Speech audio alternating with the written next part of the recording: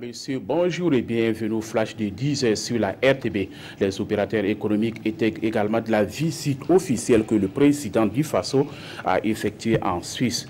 La Chambre de commerce burkinabé a mené une opération de séduction auprès des hommes d'affaires suisses en présentant le climat des affaires et les opportunités d'investissement au Burkina Faso. Les opérateurs privés burkinabés en Suisse ont travaillé à définir un cadre de coopération avec le milieu d'affaires suisse. La montée du taux d'incarcération des mineurs au Burkina préoccupe l'ONG Terre des Hommes.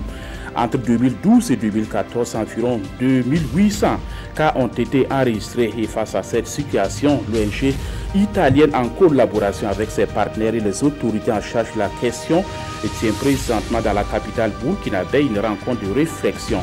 L'objectif est de construire un système de justice plus adéquat pour les mineurs en conflit avec la loi. Une loi qui devrait être basée sur l'application de l'approche restauratrice et des mesures alternatives à la détention pour la réhabilitation socio-professionnelle de l'enfant.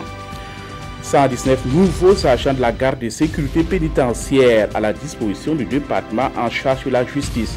Ils viennent d'achever les formations à l'École nationale de la garde de sécurité pénitentiaire. C'est la deuxième promotion et elle est composée d'assistants, de contrôleurs et d'inspecteurs. La cérémonie de sortie de ces nouveaux agents est intervenue hier à Ouagadougou.